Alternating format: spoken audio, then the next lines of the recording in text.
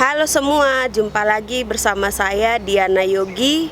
Dan ya, apa kabar untuk kalian semua yang sedang menonton channel saya pada kesempatan hari ini. Dan saya berharap semoga kalian diberikan kesehatan selalu dan juga diberkati selalu. Amin. Baik, tanpa berlama-lama saya akan langsung saja membahas satu topik yang sangat menarik dan yang pasti yang kawan-kawan tahu itu sudah. Jadi topiknya tidak terlepas dari kehidupan kita sehari-hari. Oke, karena saya tahu kawan-kawan semua pasti penasaran dengan topik apa yang saya akan bahas pada kesempatan hari ini.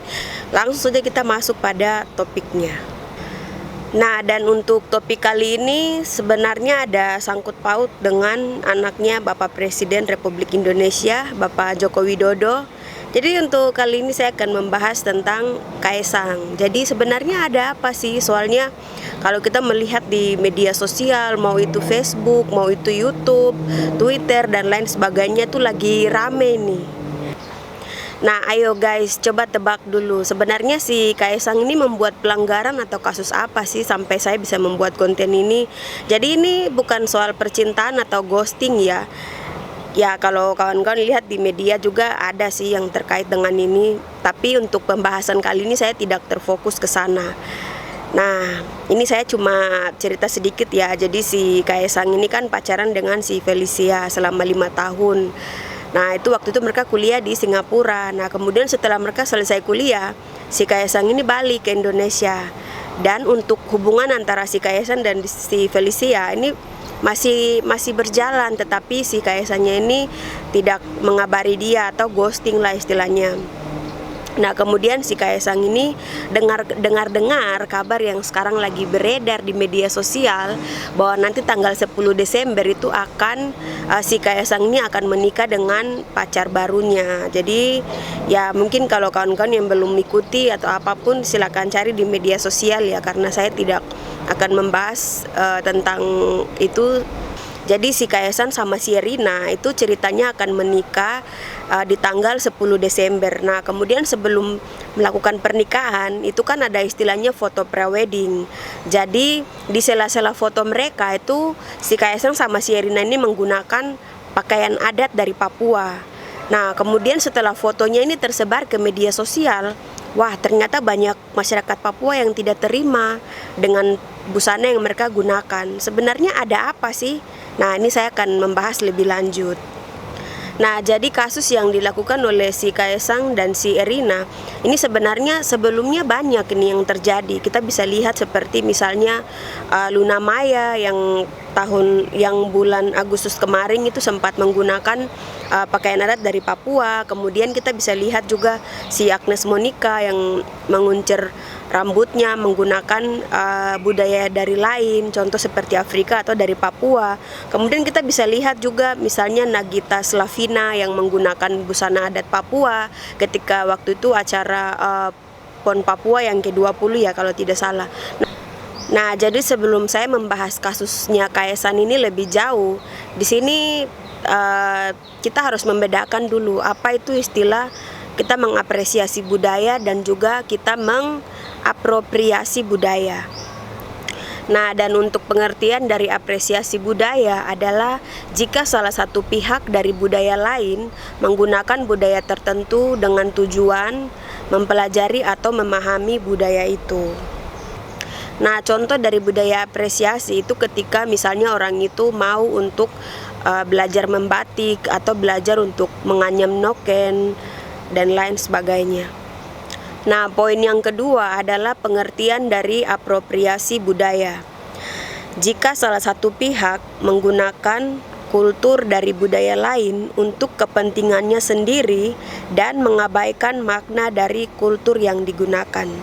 Nah, itu contoh kecilnya seperti penyanyi Raisa itu menggunakan ikat kepala dari suku Indiana. Menurut kawan-kawan, sebenarnya Kaesang dan Erina ini masuknya ke poin yang mana terkait dengan kasus pemakaian pakaian adat dari Papua tadi itu? Apakah mereka masuknya di apresiasi budaya? Mereka mengapresiasi budayanya orang Papua sehingga mereka memakai pakaian adat dari Papua, atau mereka hanya apropriasi budaya Papua Jadi mereka menggunakan pakaian adat dari Papua itu hanya untuk kepentingan mereka. Nah, kalau pandangan dari saya, karena memang saya juga orang asli Papua, jadi 2 hari yang lalu saya sempat melihat juga foto praweddingnya si Kaisang dan si Erina. Untuk sampingannya sendiri itu mereka gunakan tas adat atau yang namanya noken itu dari Wamena. Kemudian untuk busana adatnya sendiri itu dari Papua Selatan atau lebih tepatnya Asmat. Makanya tidak heran kalau masyarakat Papua saat ini tuh mereka menyuarakan soal itu. Kalau misalnya si Kaisang dan si Erina, ya tidak apa-apa, it's okay. Misalnya kalau mereka memakai rumbai-rumbai, ya otomatis hanya rumbai-rumbai saja mereka gunakan. Atau mungkin kalau mereka menggunakan noken dari Wamena, otomatis si Kaisang ini harus pakai koteka. Karena untuk busana keseluruhannya, kalau misalnya pakai noken Wamena itu pasangannya tuh dengan koteka. Nah, tetapi ini kan terjadi percampuran, sedangkan kita yang sebagai orang asli Papua tidak pernah seperti begitu. Makanya kita tuh selalu kayak menghargai dan menghormati budayanya kita sendiri. Yang biasanya bikin hancur itu adalah orang-orang dari luar ini, yang seenaknya menggunakan pakaian adat dari Papua, kemudian dengan seenaknya kayak mencampur adukan semuanya antara satu suku ini dengan suku yang lain, kemudian disatukan. Itu kan tidak boleh. Kalau kita berbicara soal pakaian adat, itu kita harus pakai itu keseluruhan, jadi kayak satu paket begitu. Nah, atau mungkin contoh yang lebih sederhana lagi, ketika misalnya saya ini sebagai orang Papua kemudian menggunakan pakaian adat dari contohnya provinsi NTB, itu nama pakaian adatnya itu lambung. Kemudian saya mengambil lagi dari sebelah pakaian adat dari NTT, itu nama pakaian sukunya itu sabu. Terus saya menyatukan, terus saya pakai. Padahal saya ini belum pernah ke NTT atau belum pernah ke NTB. Bahkan saya belum pernah sendiri kayak kunjungi masyarakat di sana, kemudian belajar dengan mereka terkait dengan misalnya bagaimana cara pembuatan dari pakaian adat lambu itu sendiri, atau bagaimana cara pembuatan dari pakaian suku sabu sendiri. Terus saya kayak dengan berani-beraninya mengambil keduanya, terus saya menyatukan, terus saya gunakan. Itu kan sama aja, itu kurang ajar, itu tuh kelewatan batas itu. Itu sama saja kita mengapropriasi budaya tertentu atau budayanya orang lain. Jadi si Kaisang ini harus tahu dulu sejarah dari koteka, kemudian pembuatan koteka itu seperti apa.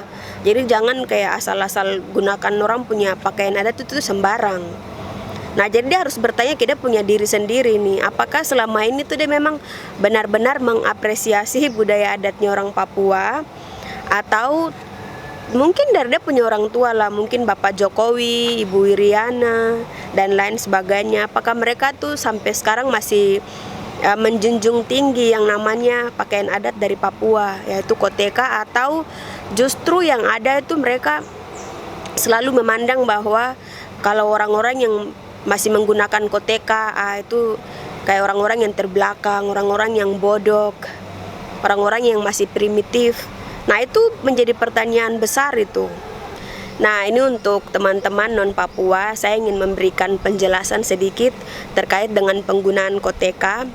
Jadi ceritanya itu pada tahun 1967 sampai 1998 itu kan masa jabatannya Presiden Soeharto. Jadi kita kenal istilahnya ada Orde Baru dulu. Nah, kemudian untuk Papua sendiri dulu gubernurnya kan Pak Frans Kaisepo. Kemudian untuk Papuanya sendiri itu belum diganti nama menjadi Papua ya. Dulu tuh masih menggunakan yang namanya Irian Jaya. Nah, kemudian setelah itu kita masuk di tahun 1971 sampai 1972 itu ada yang namanya operasi koteka besar-besaran di seluruh tanah Papua. Lebih tepatnya itu di bagian pegunungan. Jadi keluarga saya itu yang masih pakai koteka semuanya itu disitulah terjadi operasi besar-besaran. Jadi siapapun yang menggunakan koteka itu tidak diperbolehkan. Jadi nanti kotekanya tuh diambil semua pakaian adat itu, diambil semua termasuk yang perempuan juga. Jadi diambil semua kemudian dijadikan satu di tengah lapangan, kemudian nanti dibakar di situ. Nah setelah itu para tentara ini mereka mulai membagikan baju dan celana untuk laki-laki. Kemudian untuk perempuan itu mereka mulai memberikan kain-kain itu sebagai penutup tubuh bagi perempuan. Nah tetapi itu dilakukan atas dasar pemaksaan ya. Jadi mereka memaksakan orang Papua untuk mengikuti gaya hidup dari orang-orang Indonesia. Karena kalau kita berbicara soal sejarah, dulu kan Papua juga mempunyai sejarah sendiri sebelum bergabung dengan NKRI.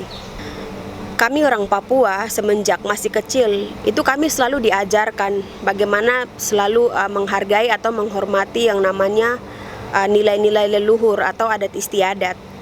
Makanya kalian boleh cek di media sosial manapun, di media massa manapun, itu tidak ada yang namanya orang Papua itu melecehkan atau mengeksploitasi budaya dari daerah lain.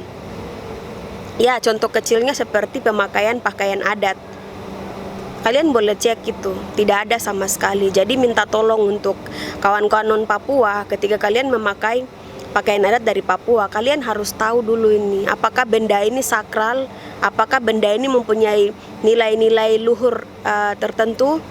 Jadi jangan asal-asal gunakan saja. Sangat jelas ya bahwa saudara Kaesan dan Erina itu telah melakukan apropriasi budaya. Ya baik kawan-kawan, mungkin konten saya pada kesempatan hari ini sampai di sini saja. Kita akan berjumpa di konten-konten yang mendatang. Bye-bye, koyo. Sampai jumpa.